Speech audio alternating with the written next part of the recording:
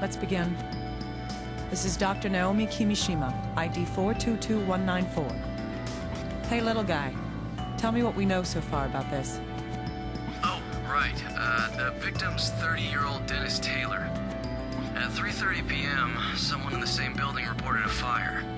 The firefighters found the body in bed 20 minutes later. He had a knife in one hand and a deep wound on his wrist. The door was closed and chained. It's being ruled suicide. Nonsense. Is that your personal opinion or your FBI training? What? Isn't that the most reasonable fitting explanation?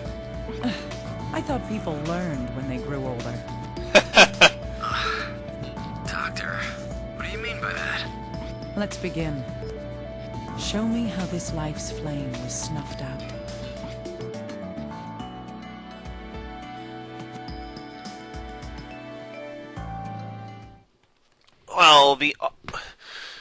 Well, Naomi thinks that this is murder, but the FBI thinks this is suicide.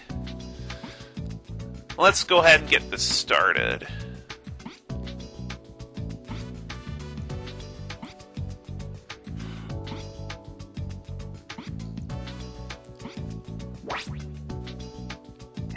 Does it want me to look at the computer first, really? I would rather go examine the corpse. Fine.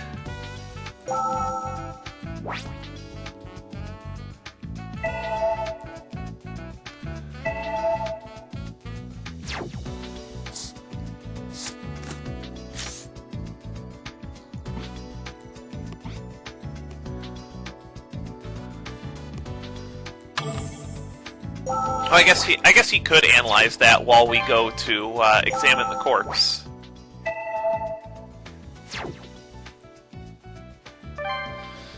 Alright, let's take a look-see here.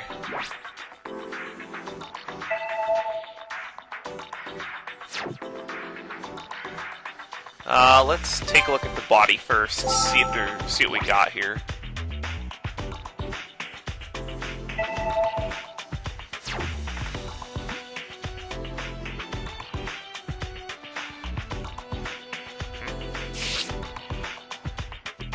Is this a bruise? It's oddly shaped, though. What kind of a weapon would make that?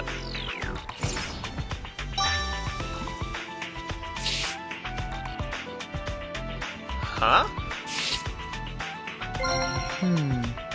There's something odd about the index finger on the right hand. That's bent backwards.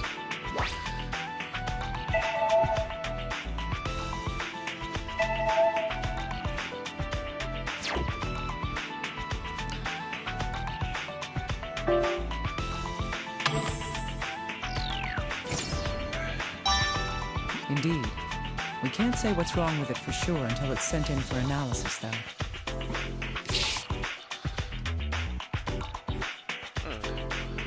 Is this blood?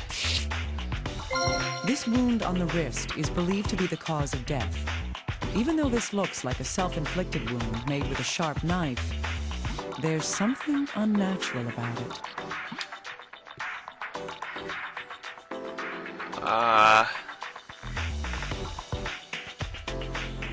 Right. No matter what your pain tolerance.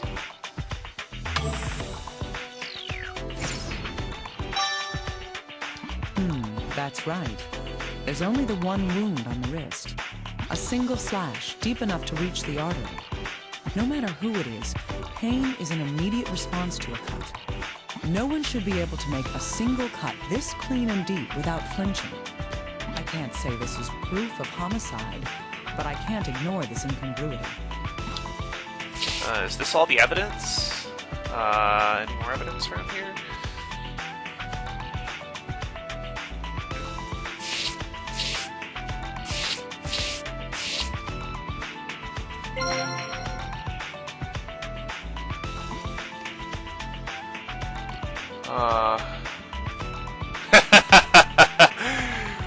Of course it's like Atlas to have joke answers.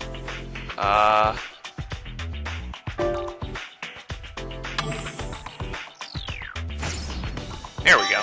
Yes, there appear to be spots of hemorrhaging in the eyeballs. What would cause that? This isn't a common condition. Perhaps I should ask Little Guy about it. Alright. Now I think I want to take a look at the effects just to make sure I didn't miss any evidence. Oh, never mind.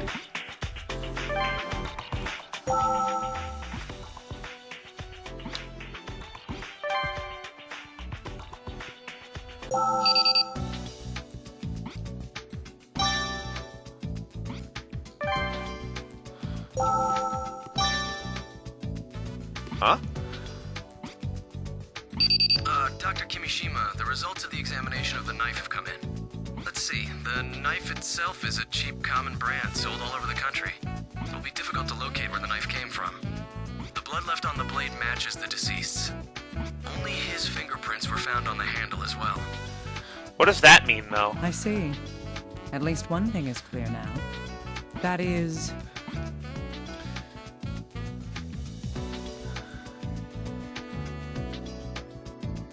That's...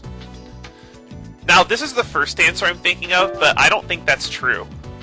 Because, the reason why I don't think it's suicide is because the killer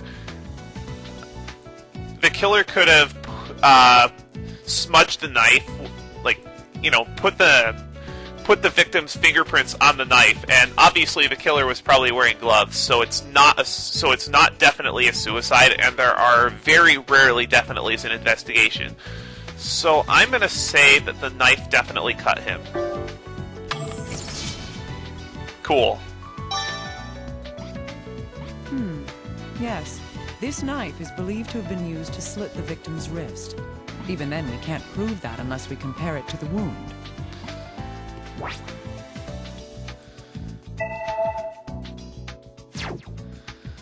Okay. So... let's put these two on The shape top of the of knife each other. blade corresponds with the wound found on the wrist. This means that...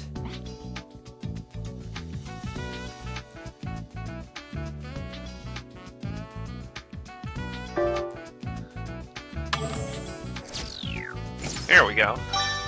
Indeed. This appears to be an open and shut case. I wouldn't say that. Then again, this all seems a little too convenient for me. Okay, what else?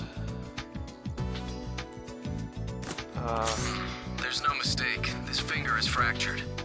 Can you send me the details? Get an x-ray performed as soon as possible. Oh, and I have one more piece of good news, Dr. Kimishima. I've received a recording from HQ of a witness's account. Great, that will be useful. Who's the witness? It's the deceased's neighbor. We've asked her some questions about the day of the incident. Perfect timing. Maybe we'll be able to use her account to determine when the fire started. Alright. I'll send the data over to you. Please check it using the recorder in your room. That's being analyzed. Oh, no. Hemorrhaging in the eyes, you say? Right, we were supposed to give this to him. It's a condition called petechia, caused by increased blood pressure and spasms in the blood vessels. It's commonly found as a sign of death by asphyxiation. Wait. Then the wound on the wrist doesn't make any sense if he died by suffocation. Wait a second, that doesn't seem right. If I recall correctly, the victim...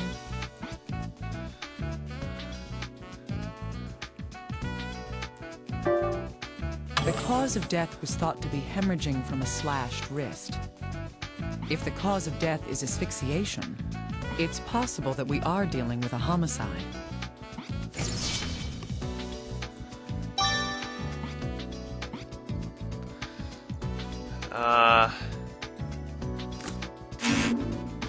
Okay.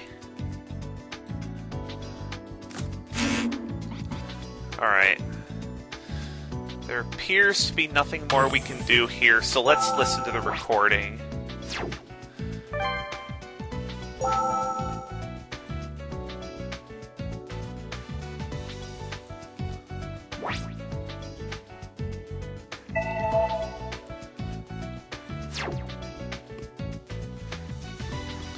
Yes, that's right. Oh, it's been hot lately. I've been keeping the window that faces out into the street open because of the heat. That's how I could hear my neighbor so clearly. It was, let me think.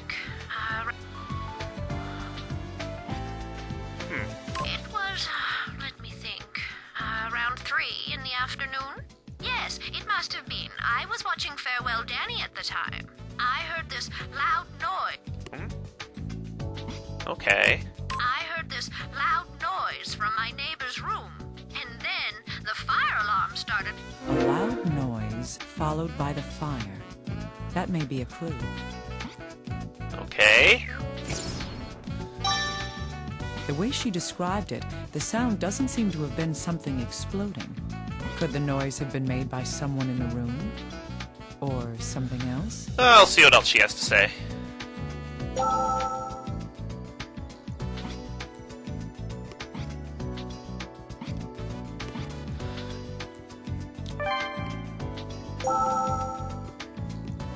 You know what? We'll listen to the rest of this later. There's not going to be any more evidence here. Okay. Alright. Let's take a look at this.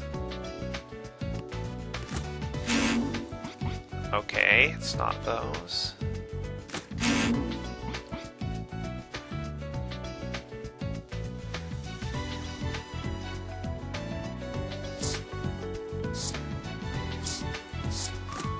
The room was sealed, and the neighbor heard the sounds at around 3 p.m. The fire occurred not long after that. What we can deduce from that is... I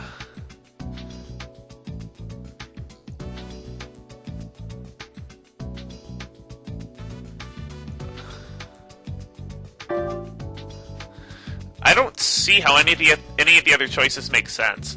This is obviously a gag answer. We don't know this for sure. And Dennis was definitely alive before 3 p.m. So I think this is right. There we go. At least, that's all we can determine using our current information. The deceased was alone at the time, so there's a good chance he made the noise. Still, we need more information to see if there was anyone else in the room when it happened. Okay. Yeah, let's listen to that recording again.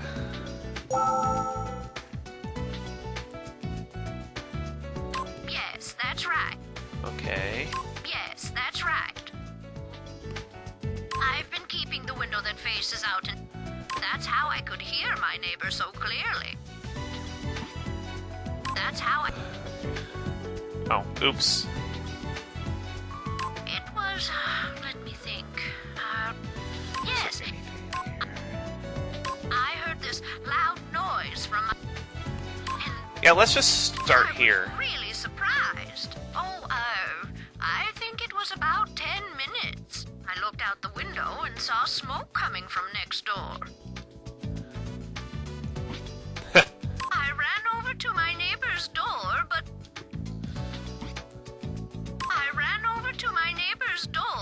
nobody answered when I pounded on it. But I had to see if there was anyone in there, so I pulled on the door. It was chained from the inside.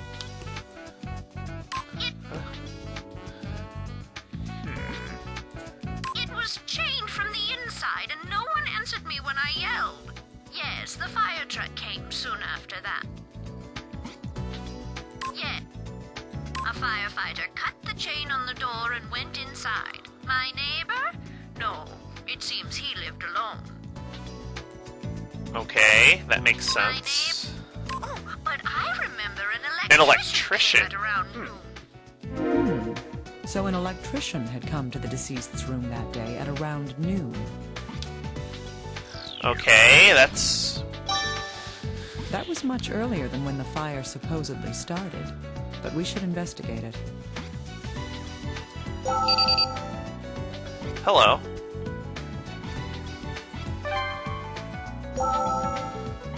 Ah, little guy. Perfect timing. It seems an electrician entered the deceased's room around noon on the day of the incident. If he's talked to your people, can you ask them for the recordings of the interview? All right, I'll contact them immediately. Please do. How's the analysis going?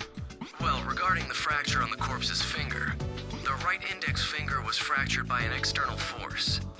It's rather odd. There are no signs of healing in the fractured area.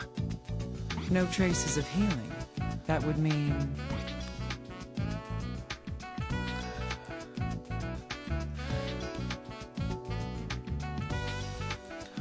Well, this answer isn't correct because it would have healed by then. If the bone was broken recently, then there would be some signs of healing, and this is obviously a gag answer, so it had to have been after he died. That's right. Reactions to injury, like minute healing and hypodermic hemorrhaging, are vital reactions. They only occur while the body is still alive. Thus, if there were no vital reactions to this broken bone, the fracture happened... It must have occurred after the person was already dead. That would have to be the case. Oh, and to be clear, there's no way that the body was damaged during transport. Well, of course not. Take the utmost precautions when moving bodies. Huh. I hadn't considered that until you brought it up. Still, I'll take your word for it. Well, when you're investigating, you have to always assume that your evidence was not damaged. If his index finger was broken, using the hand would have caused a great deal of pain. With that in mind, he shouldn't have been able to use his right hand all that well. You know, this is leading more and more to Homicide every time I look.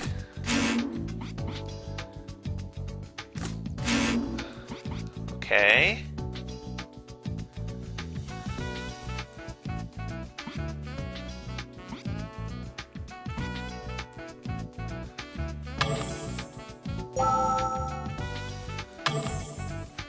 Okay, so I guess I'm not missing anything. I am missing something. What do we have here? No.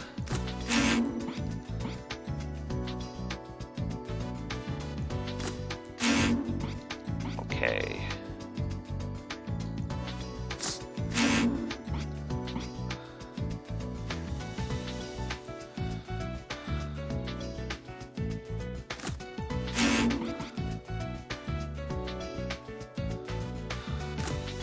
This seems odd. Oh, sorry. Because... I gotta back out of this, actually. Because I want to hear it again. There was a wound in the left wrist and a fractured finger on the right hand. This seems odd because...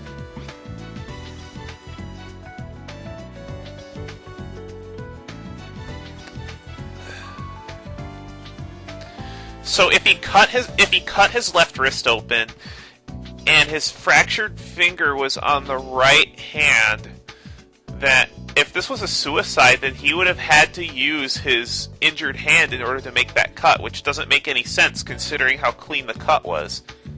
So this is the only answer that makes sense to me. Yes, the deceased would have had to hold the knife in his injured hand to cut his left wrist. Then he would have had to cut deep enough to sever the artery, putting pressure on his broken finger. Even if he was right-handed, this situation just doesn't add up.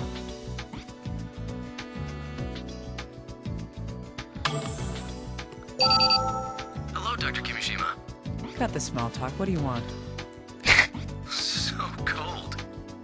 Well, she was cold in the first game. HQ's questioned the electrician that the neighbor mentioned. I've sent you the recordings. It seems HQ already knew who he was, so there wasn't a problem. Now we'll find out why that electrician went to the deceased's room. Alright, let's listen to the electrician's testimony.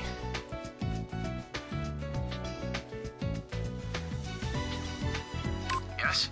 Oh, yes, that's right. A murder? Yes, that's fine. He said his air was broken and needed... He said his air... He fixed the air. Okay. We should focus on that. Okay, so the electrician was fixing the air conditioning. That's a reasonable reason to be There's there. nothing odd about having a repairman come to work on the ventilation system. But, at the very least, Dennis was still alive when the electrician came. We need to learn about the deceased's condition at that time.